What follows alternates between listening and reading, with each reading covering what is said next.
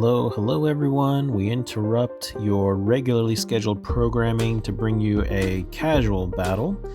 I have a mission to use a card named Jellicent EX and try using the Jellicent EX deck. So that's what we're going to do. So let's take a look at it before I try it out in casual. Again, we are nearing the end of the ranked ladder and I don't want to risk losing points on a deck that I've never used before. So we're going to try it out in casual. Let's have a look.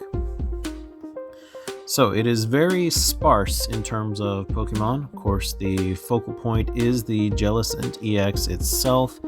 Oceanic Curse. As long as this Pokemon is in the active spot, your opponent can't play any item cards or Pokemon tool cards from their hand. Its attack is Power Press. If this Pokemon has at least 2 extra energy attached, in addition to this attack's cost, this attack does 80 more damage. So 80 damage for 2 energies, or 160 for 4. Then we have Relicanth, whose ability is Memory Dive. Each of your evolved Pokemon can use any attack from its previous evolutions. You still need the necessary energy to use each attack.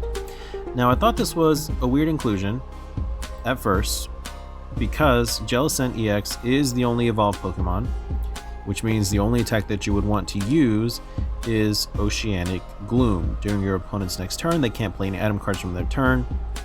So this is essentially a better Badoo. It's got almost 3 times as much health, it does twice as much damage, and of course it evolves into the Jellicent, which takes us even to the more extreme.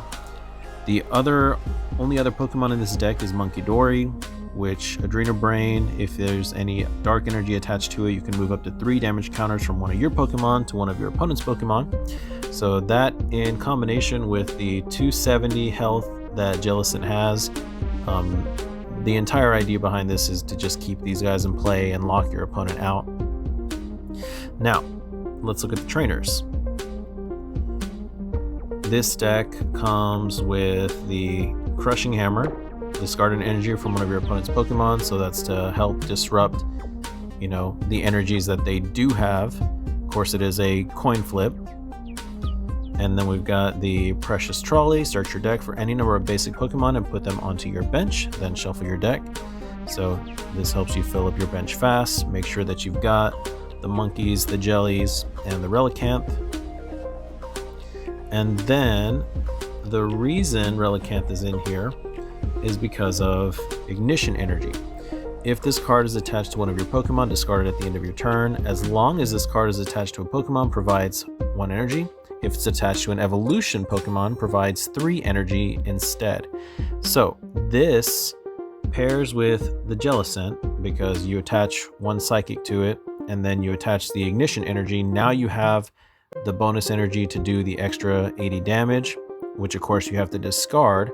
Once you do discard, you're down to the 1 Psychic energy thanks to Relicanth's Deep Dive. Now you can still do Oceanic Gloom.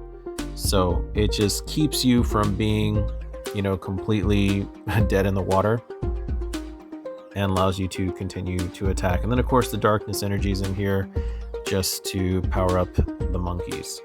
So we're gonna try it out, and yeah, we'll just see how well it does and if I like it enough. I've been wanting to do a Jelly deck anyway, and just something that's really disruptive and annoying that people hate to play against for next season. So we'll see if I use this as my base or if there's another way that I want to go. So let's try it in casual and see what happens.